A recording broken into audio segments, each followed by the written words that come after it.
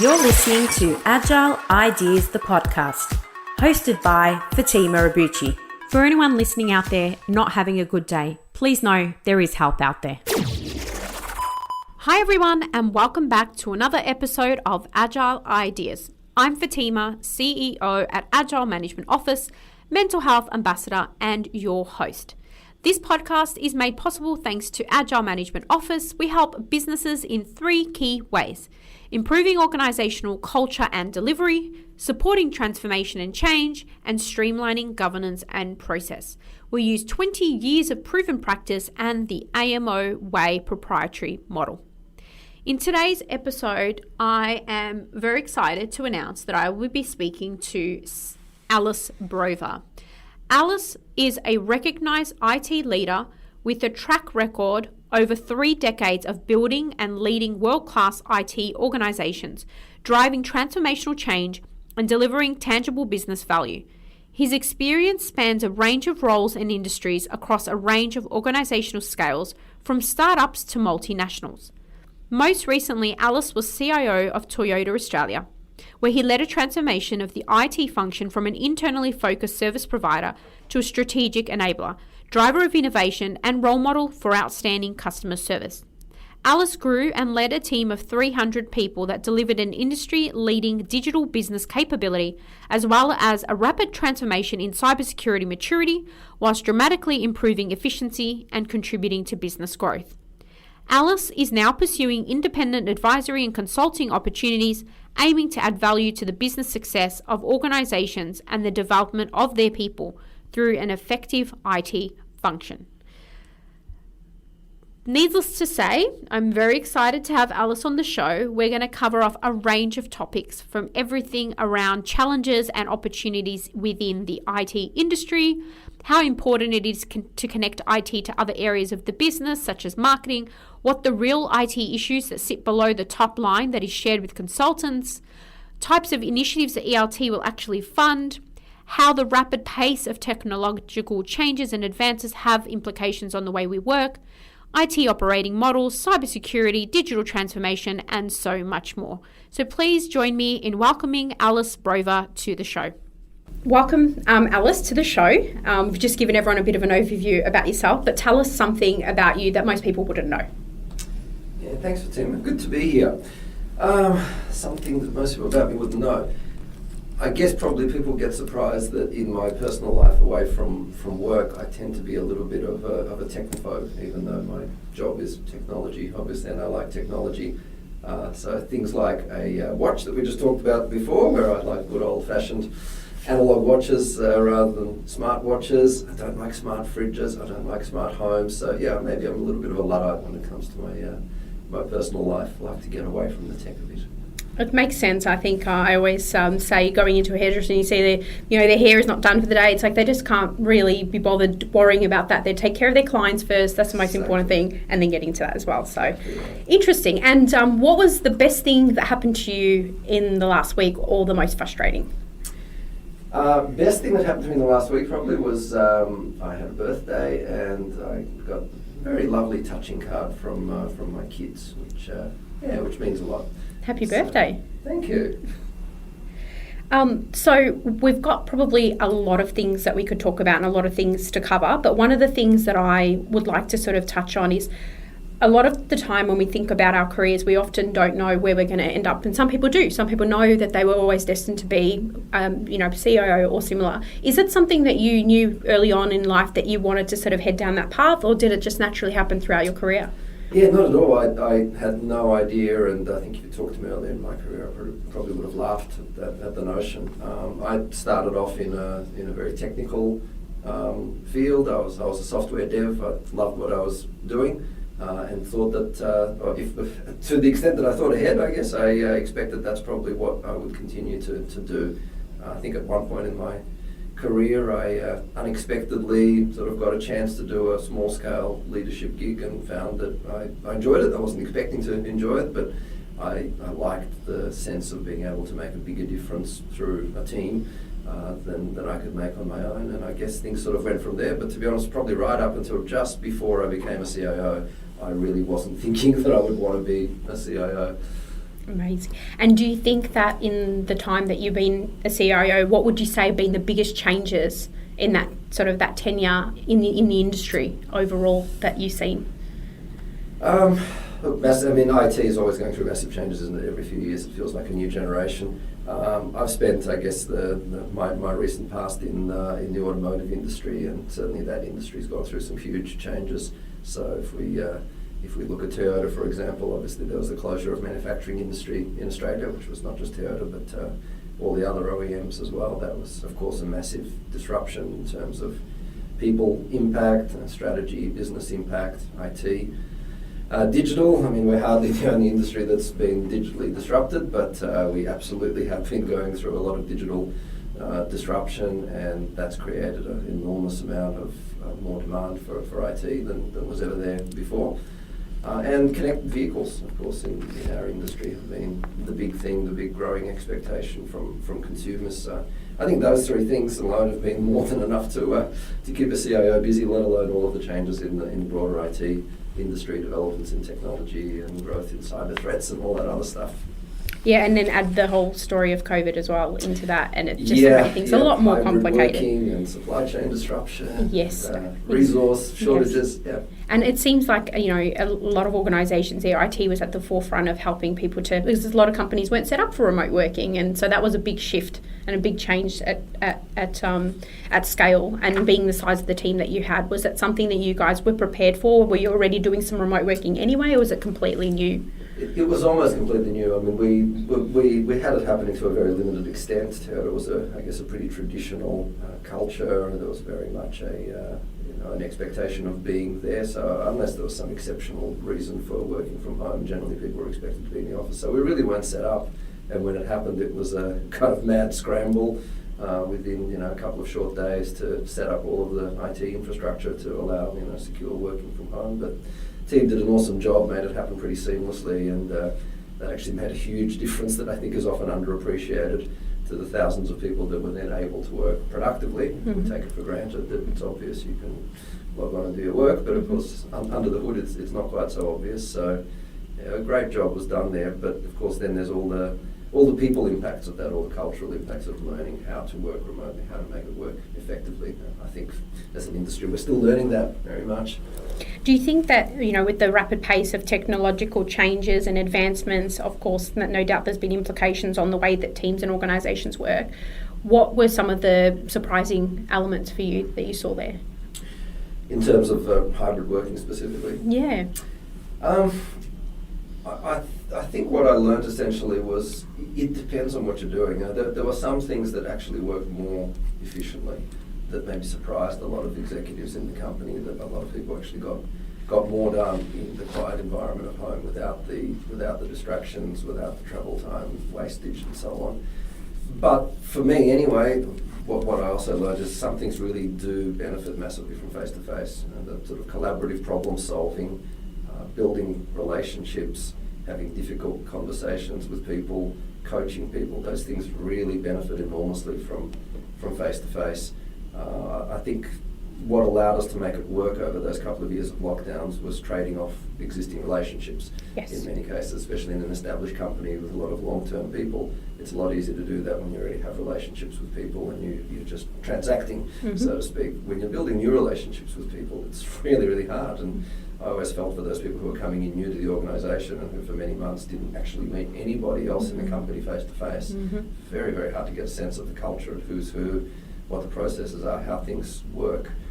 And I think the impact of the sort of the body language is often underestimated. I had the experience of sitting on a board for a while there through lockdowns, and of course we had virtual board meetings every month, and they were okay, they worked, they got through the agenda, but when we finally in between lockdowns got to actually travel and have the first face-to-face board meeting, I found it more effective than the previous year's worth put together.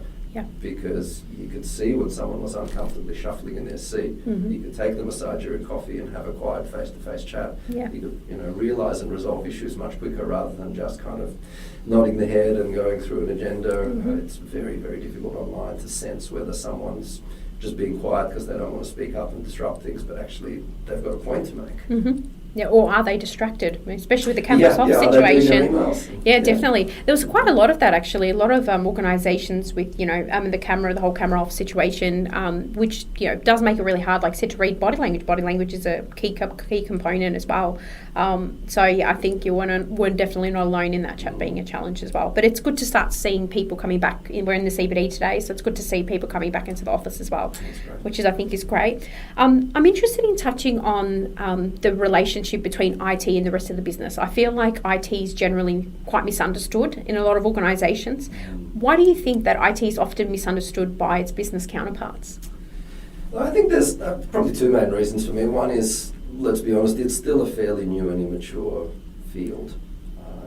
In many ways, it's still more of an art than a science. We don't have really well-established, consistent processes, methods, terminology, like, say, engineering does. I often liken it to engineering. We're not at that point, but engineering has had hundreds of years of history.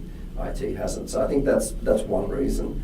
And I think another reason is because the flip side of that is that everybody is exposed to so much IT in their daily life on the consumer side. And a lot of lay people feel that is what IT is all about. Mm-hmm. They focus on the consumer side. It's the laptop, it's the phones. How hard can it be? Mm-hmm. You guys deliver us laptops and phones, you give us logins, you give us Microsoft Office. Great. Yep. Why do you need all these people? What are they all doing? Yes. What makes it so hard? Mm-hmm. So I think there's a real communication and education challenge there, but it's kind of natural, I think, in a new developing field.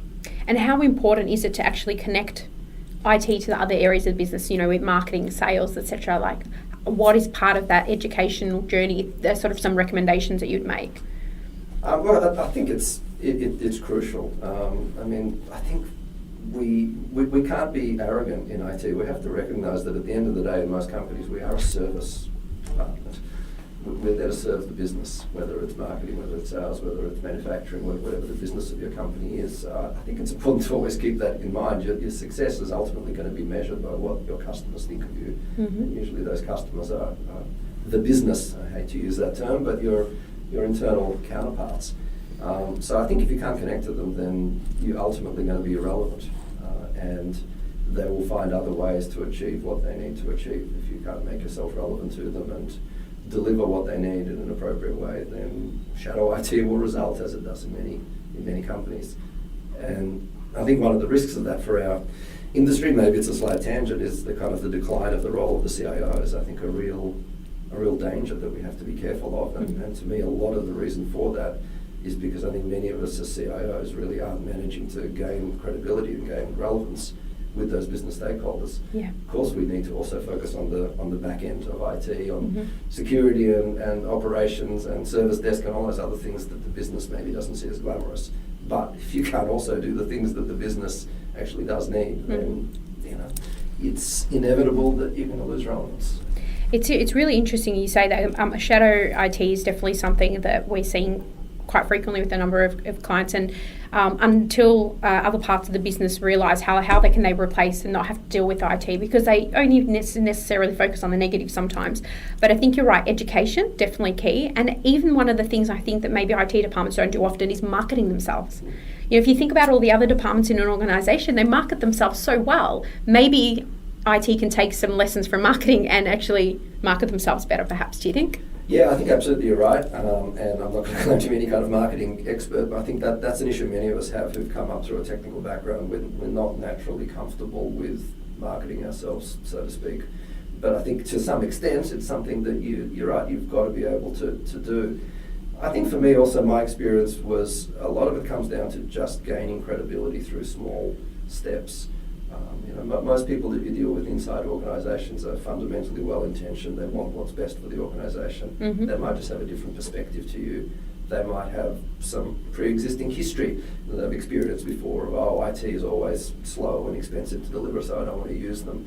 You've got to get over that perception, and you can do that through lots of glitzy marketing, or you can do it through actually delivering. And you've got to start small. So my kind of approach to it in the early days when I had that issue of a lot of shadow IT was essentially to tell my people, don't walk into a meeting with your business counterparts and say no. Your job is not to say no. And it seems kind of crazy because we all know there are things you need to say no to as an IT division. But when you're in that space, when the business is already doing shadow IT anyway, they're going to do it without you. And if you Yeah. walk in and say no, you'll just make sure that you don't get invited to the next meeting. Yes. So my advice early on was don't go in and say no, only open your mouth if you've actually got some value to add to the problem that your business counterpart is trying to solve. If you can solve it quicker, more securely, more efficiently, with higher quality, fantastic. Speak up and do it. If all you're doing is to say, no, that's not a good idea, that doesn't meet our standard, we're not in that space where we're able to say that. That comes maybe with time when you've built up the credibility and all the IT work is going through the IT division, then maybe you kind of get licensed to say, no, we're not doing that in some cases when it's not appropriate. But early on, I think recognise that you're on the back foot, you're a service department, you've got to gain your relevance. You've got to get a seat at the table. Yeah, absolutely. I like the gain your relevance comment. That's really, really important. And I think it's underestimated. Sometimes people and in these sort of roles may take it for granted. So you definitely need to maintain relevance. It's really interesting because one of the things we see quite frequently, and obviously we did some work together as well, is about that front door into IT. So usually, obviously IT's got their own strategic objectives that they're trying to meet, but then business wants this and they want that, and sometimes they're willing to pay for it, other times they're not. So I guess how important is it, have you seen, of having sort of, whatever we want to call it, but that demand management pipeline front door piece, and having the business involved in that so they can share their ideas and you can hear them out, even if not everything they want is going to get delivered. Yeah, incredibly important. The last thing I think you want as an IT group is to be blindsided at the last minute with, by the way, we need these multi-million-dollar projects done, and we need them done in 3 months, and you're not resourced, you haven't planned ahead for it. So, yeah, some of the most important roles I recruited, I think, were what we call business engagement partners, and some of the most challenging roles to recruit as well, I think, because you're really looking for a very special breed of person that's, sure, they've got the IT acumen, they've got some project delivery under their belt, and they understand what an SDLC looks like. But they've got business acumen, they've got interpersonal skills, they've got influencing skills. They're able to interact with often fairly senior stakeholders who sometimes are very busy and sometimes have very different perspectives on things, and to gain their trust and to offer them concrete solutions. So I think it's a really important role. Absolutely, and it's, like I said, it's someone who has the right skills that they can talk the business language, but then understand IT as well. So, yeah, absolutely. And be able to influence, because sometimes, unfortunately, the job is to say, that's a really great idea, but actually it doesn't make sense to do that until we've done this other thing, until we've done, we put these building blocks in place. Or, that's a really great idea. Do you know your counterparts in other divisions are actually looking at something very similar? Yes. Why don't we get you together and look at doing it in common? So absolutely. It's kind of like that integration point of dependency management of all of those different parts of the moving parts of the organisation. So thinking about strategy, so what does it mean to set the right IT strategy? I mean, look, I think it means lots of things, but to me, probably the number one thing that is often overlooked is deciding what you're not going to do. I find a lot of the temptation in setting strategy is to be over-ambitious. Often we're going to do this, and we're going to do that, and we're going to do this, and often it ends up just sitting on the shelf because it's not realistic, it's never going to happen. So I think the toughest thing in it is actually to work out, to genuinely prioritise, and that means what you're going to say no to. I mean, some things that may be really valuable initiatives and really ought to be done, but you've got to sacrifice, you've got to actually put them off in favour of other higher priority initiatives. It means sometimes some tough conversations with your business counterparts, because you've got to be able to say, actually, we can't do everything for everybody and achieve a decent level of quality and live within budget and within resource constraints and so on. So that prioritisation, I think, is the key to it. Who would you say, in terms of roles, are the major roadblocks or change resistors? If you want to answer that one. I mean, without naming specific names, I guess, but in general, I think there's a personality type that just doesn't want to change, and that's, without criticising it, that's just human nature. And often, many of us, we've been in organisations for a long time, we've adapted to the way it works, whether it's good or bad or indifferent, but we don't like it to change. But apart from that, of course, there's just the natural human tendency of if you are seen to be threatening somebody's position, somebody's perceived status, somebody's resourcing or budget, it's pretty natural to expect that they're going to resist. It is, for many of us, it's a corporate environment, and those things are important. So I think it's about understanding your stakeholders' motivations, It's about really trying to put yourself in their shoes, the classic empathy thing, and work out what are the wins for them, what are the threats for them. You can't always make it work, you can't always please everybody, but trying to put yourself in their shoes and understand, I think, helps you to sometimes get around some of the detractors in a more effective way than just kind of beating people over the head and hoping they'll agree. Carrot and the stick, both. Yeah, absolutely. So I'm thinking now from an executive leadership team perspective, and I'm being a bit selfish here being a consultancy myself, what types of initiatives do you find that ELTs typically fund, and what typically don't they? I mean, I guess the trite answer is, boards tend to focus on profitability and risk, so anything that, generates top-line revenue directly or anything that, de-risks significantly is obviously going to get attention, right? But I think IT project prioritisation is really complex. It's not something that generally you can realistically expect a board to go through. It's a complex art, as you know, balancing your resource constraints, your strategic drivers versus your operational needs, your budget pressures, all of those things. So I find that in organisations where the CIO or the IT division has established good credibility and trust with the board, often that will be delegated. So the ELT will generally sign off on a plan that the CIO recommends as being achievable and well balanced. Where I think the board can really help the IT division is to set the high level parameters and priorities. These are our top 5 strategic initiatives. Mm-hmm. We expect you to devote, let's say, 50% of your budget in rough terms to these things because we've got to get them done. The rest, we trust you to work out what makes the most sense for the organisation, balance the operational needs, the cybersecurity risk with the benefit projects and so on. Mm-hmm. But yeah, I find that is very much, it comes down to the CIO being able to actually play devil's advocate, represent the organisation. That means being close to the business. That means obviously understanding the business, understanding and knowing your stakeholders, because you're making some really important judgments on behalf of the organisation. And you've got a seat at the table as well. Yeah. Yeah, absolutely. Yeah. So thinking about budget, if you had more budget than what you had, what sort of initiatives or what would you have done differently if budget was greater than what it was, do you think? It probably sounds funny, but actually budget was rarely my key constraint. Okay. In my experience. The challenge was being able to turn that budget into the right resources in the right way.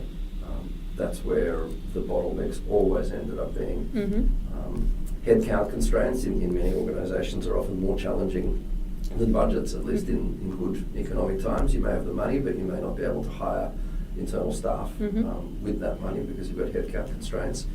But even if you do, and whether you're hiring staff or contractors, being able to find the right people in a timely way, with the right culture fit, with the right skills, integrated into the team in the right way, that was always for me the bottleneck. It was about the human element. It wasn't so much about the dollars. Okay. And it's only exacerbated in these recent times as well. Absolutely, yeah, more than ever. Yeah. Do you see other sort of, you don't have to be in the specifics, but do you see other sort of issues that are commonly shared with sort of consultancy? Like we've got this issue or that issue. What kind of are some of the common issues that really that sits underneath the ELT that people then get engaged to support? Many and varied, but certainly setting operating models, integrating digital strategy with IT. Obviously, in your space, effective project delivery and project governance are big ones. The whole sort of outsourcing versus insourcing space, I think, is interesting, and again, one of those major challenges for a CIO role is to really deeply think about what has to be in-house, because often there's a temptation to make those decisions based on short-term constraints, budget, the head count, and so on. But actually, of course, it should be about deciding what genuinely is differentiating for the organisation and what needs organisational intimacy to be effective. And you really need to fight to have those things in-house. And unfortunately, that in many organisations means you letting go of things that are maybe being done very effectively in-house, but that are more commodity in nature. They may be very important and they've got to be done right, but they're not differentiating. They're done the same way in multiple organisations. Those are generally the things that you can outsource. But these things are all easy on paper, on a strategy document. They're much, much harder to do in practice, of course, when you're dealing with real-life constraints and, more importantly, when you're dealing with people. Did you see a shift in the market, with the market? Did you see a shift in what was insourced and outsourced, sort of in the last couple of years during the COVID times compared to maybe 5 years prior?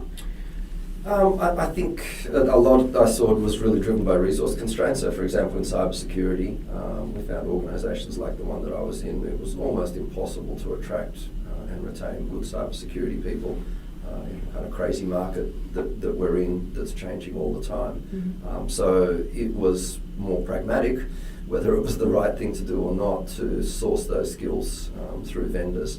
And I think the good news probably is many vendors in Australia do seem to be building up their cybersecurity capability pretty well. They do have an ability to attract and retain good cybersecurity people. I mean, they also have their struggles, but maybe not as many as a typical corporate does with its own constraints. So that was probably one area where I saw more of a tendency to outsource. Again, coming back to my earlier comment, I still think the strategy for it should absolutely be in-house, however hard that is, but you've got to fight to make sure that the key decisions around your cybersecurity, what controls make sense for your organisation, what don't, how to implement them, that should come from in-house. But the actual doing, we found we could outsource with varying degrees of success, but resource constraints I think are a big driver. And I think, is it fair to say as well that not only can, once you outsource, it's not you just set and forget, you actually need to have a plan to manage that internally. As you're saying, you have to have a strategy around that as well. Very much so. You've got to have the strategy in-house, but you've got to have your vendor management in-house as well, and I think that's another really tough thing. Again, typically a lot of IT departments have people who've come up through technical ranks, as I have, who've got great technical skills, but are maybe not necessarily trained or expert in vendor management. I think that's another area where we as CIOs really have to try a bit harder to make sure that we get those right skills in, because often these days we're outsourcing some very, very large and critical areas for the organisation. And if they're not effectively managed, they do tend to devolve. It's not because vendors are all evil and want to get away with something wrong, but it's just the nature of the beast that these things need to be managed, and they need to be managed in a way that makes sense for the organisation. It's not just a matter of holding people to the letter of a contract. It's a matter of making sure that they're meeting the expectations of your customers in your organisation. Yeah, absolutely. And one of the things that we see as a typical challenge as well is that vendors come in with their own ways of working, their own methodologies, their own governance approaches. That needs to integrate well with the organisation. Otherwise, you've got a disconnect. So you have so many vendors and suppliers, and then you've got different ways of working. It's like having a way to manage that, and a vendor management function, particularly that's well integrated with operations and projects, is going to make all the difference as well. Yeah, for sure. So I think especially when you're doing project development, and particularly difficult, I think, to have that combination of outsourced vendors and in-house teams.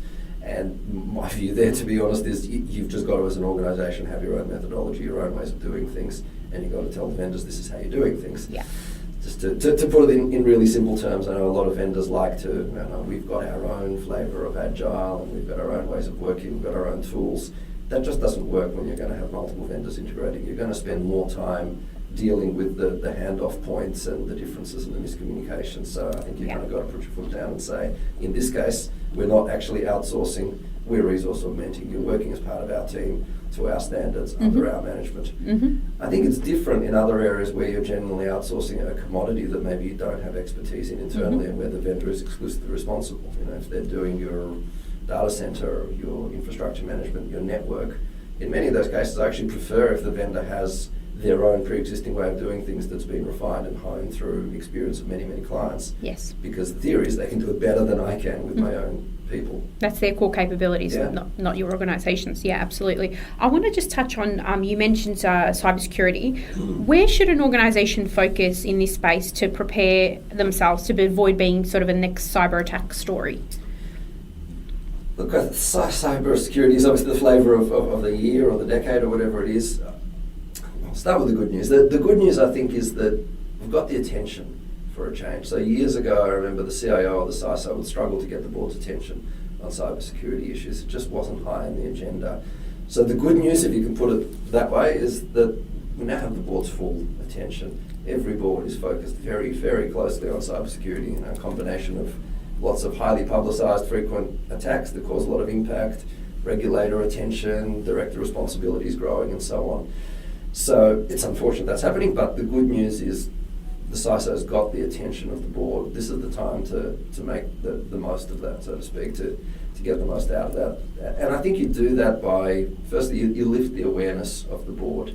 You've got to understand that these are a bunch of highly intelligent, curious people, but in general they're not cybersecurity or even IT experts. They don't need to be cybersecurity experts either, but they need to have a certain level of awareness to inform their top-level decision-making. You need the support of the entire company, not just IT. I think too often cybersecurity becomes an IT problem. It's something the IT division will take care of. I think that's a very narrow focus. So I guess my high-level advice would be, one, get the board on board, so to speak, establish an effective partnership, which can be hard to do. And secondly, broaden your focus beyond the technical controls. As IT people, that's what we'll tend to focus on, is your MFAs and your VPNs and strong passwords and all the rest of it, and that's really important and they've got to be done, but they're not enough.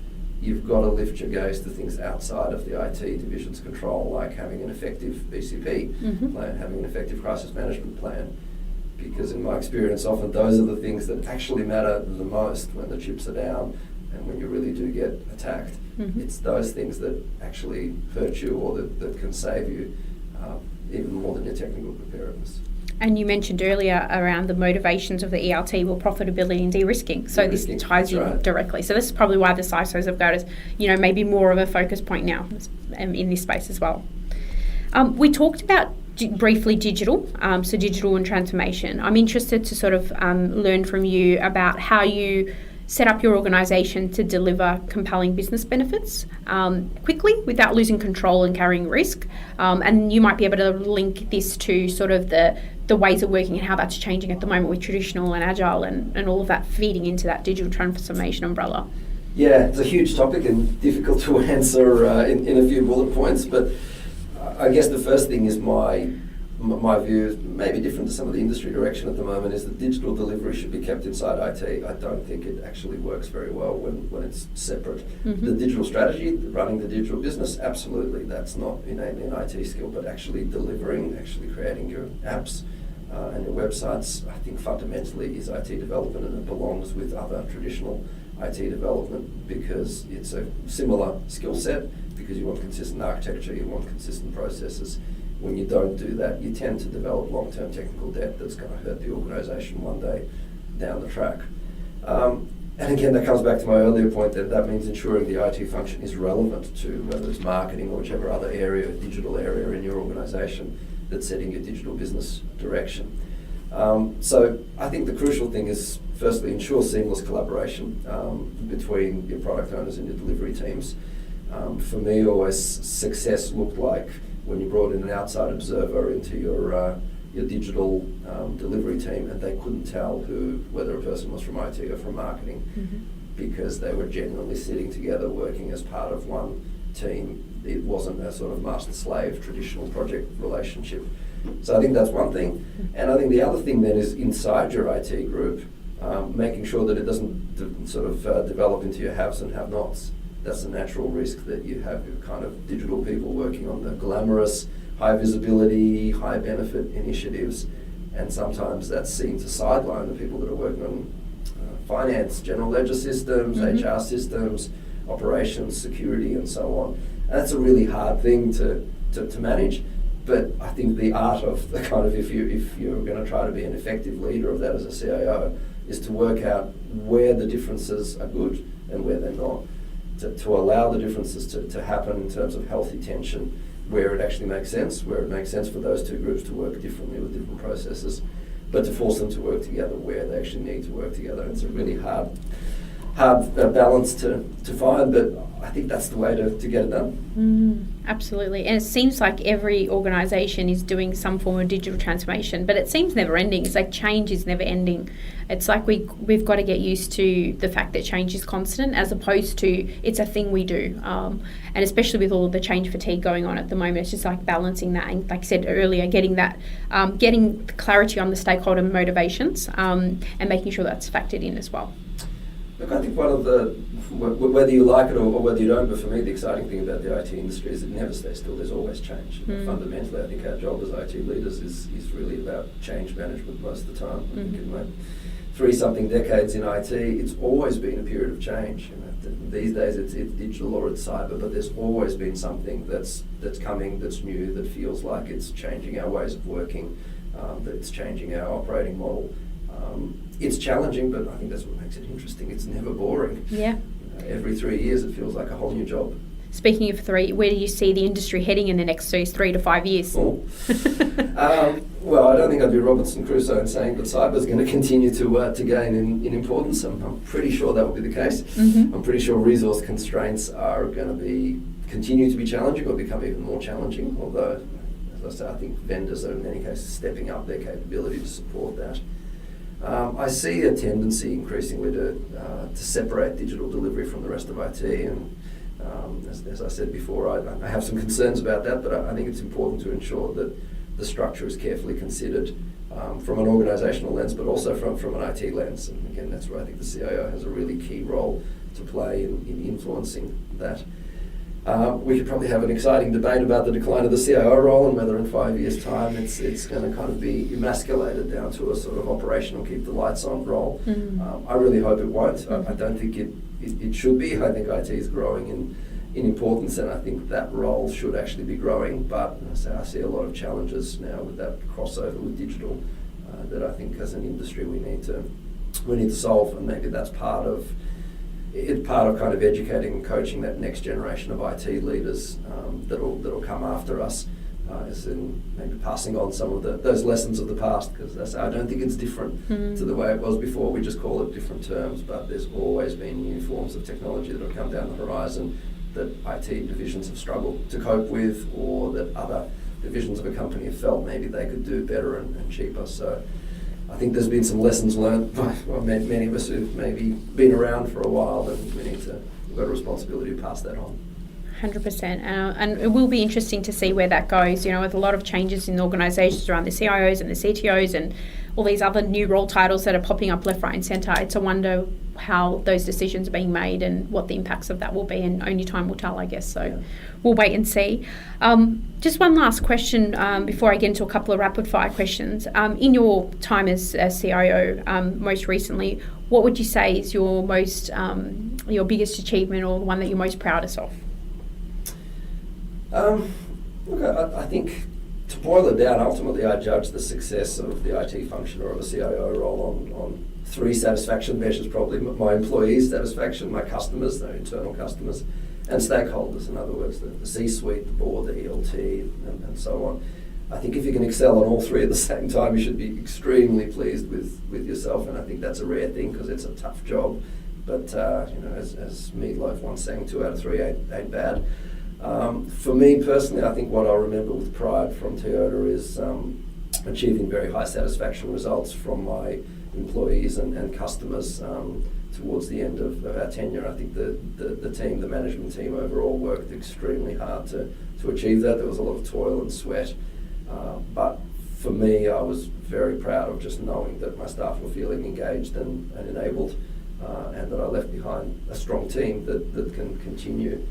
And certainly, I had, of course, the personal experience of leaving after a long time in an organisation, and I'm always going to remember the many touching messages that I got, support and gratitude from staff. There's nothing more satisfying, I think, than feeling that you've had a positive influence on someone's life in some way, whether it's contributing to their career advancement or whether it's a personal issue. And providing support during the COVID situation, which obviously exacerbated things. And to run a team of the size that you ran, like a $100 million budget and 300 people and supporting 10,000 end users, it's no easy feat to do that in amongst the complexity. I mean, look, I think no senior role is ever easy, unfortunately, and leading a large team is always an incredibly difficult people management challenge. I certainly found it challenging and rewarding and frustrating and all of those things and more at various times. But you're right, especially during COVID, it was particularly, I think, taxing on all leaders to support people's personal issues. A lot of things came out of the woodwork that maybe otherwise wouldn't in normal circumstances. So I found a lot of my time personally was spent just trying to, as best I can, support people through whatever issues they were struggling with. Yeah, absolutely. A couple of quick rapid fire questions for you before we wrap up for today, Alice. What is your favourite holiday destination? I know you recently travelled. Is it one of those? Well, I recently was fortunate enough to travel to Europe, and I certainly, we love Italy, but not a place you can go to all the time. But locally, favourite holiday destination is Palm Cove in Queensland. Beautiful place, and we love just doing nothing there. It's the best, especially when you're working so frantically throughout the week. Yeah. What was the last book you read? I read a book whose exact title escapes me, but it was about the Boeing 737 MAX crisis, the safety crisis they had, and the unfortunate fatalities and so on. And I found it very confronting, actually. It as business books go, it kind of made me really reflect on the importance of culture and think back of, could something like that have ever happened at any of the places that I've worked? Could a culture allow that sort of stuff to happen where safety issues are being knowingly pushed under the carpet in favour of schedules or budgets and so on? So yeah, really interesting book, I think, for people in a leadership role to reflect on. And if you could go back in time and give your younger self, so think back to maybe secondary college, teenage years, what would that be? I'm not sure that I would have listened to my advice back in secondary school. But, fair enough. but if I did, I'd probably say take some time to think about what you really want to do and make sure either you're already doing it or you're on a path towards doing it in the near future. It's kind of obvious, but I think a lot of people stumble into careers or jobs or companies where they're really not happy, but they feel that they have to do it because it's the next career step, it's more money, it's more status, whatever it is. Mm-hmm. You've got to be happy at the end of the day, and it's hard to sometimes take that time to reflect on it when you're in the thick of a busy job. So when you do take time out, when you go to Palm Cove, for example, or wherever it is you go, just take the time to actually slow down and de-stress and think about, am I actually happy? Am I enjoying what I'm doing or not? And that answer will change over time as well. You might think at the start of your career that you want to be, whatever it is, a CIO or a CEO or something. Maybe you do, maybe that'll change. So just regularly ask yourself, I think, that question. Yeah, and make sure you're happy. Love it. How can people learn more about you or work with you or get more information about you? What's the best place? At the moment, I'm just starting off in a new direction as an independent IT advisor. So I don't have a fancy website and so on yet, but I think my LinkedIn profile is probably the best place to start, and I'm progressively updating it with my advisory services. That's probably a good way to learn a bit about what I'm doing and to get in touch with me. Perfect, that sounds good. I'll put that into the show notes. Before we wrap up, is there anything else you'd like to share with our listeners, a call to action, a piece of advice, or a question to ponder? Good question. I feel like I just gave my advice to my younger self then, but a call to action, I guess, would probably be think about the people aspect of your job more. I think whenever I've had regrets, I guess, in the past or things that I would have wanted to do differently, it was almost always because there was a people issue. It was because I took too long to hire or promote someone that was deserving, or conversely where I shouldn't have hired or promoted someone. And inevitably it was because I waited too long to be proven right, even though I had a gut feel from the start. So I guess my call to action would probably be think more about the people aspects and back your intuitive judgment, because I think often we actually know the right thing to do, we just resist it for various reasons. Some great advice. Thank you so much for sharing that. Thank you so much, Alice, for your time. It's been an absolute pleasure. I know we got to have coffee before as well, so that was also fun. So we had lots to talk about. But yeah, really appreciate your time and for you coming and visiting us today. You too, Fatima. Thanks for having me. No problem. Thank you so much for listening to this podcast. Please share this with someone or rate it if you enjoyed it. Don't forget to follow us on social media, and to stay up to date with all things Agile ideas, go to our website www.agilemanagementoffice.com. I hope you've been able to learn, feel, or be inspired today. Until next time, What's your Agile idea?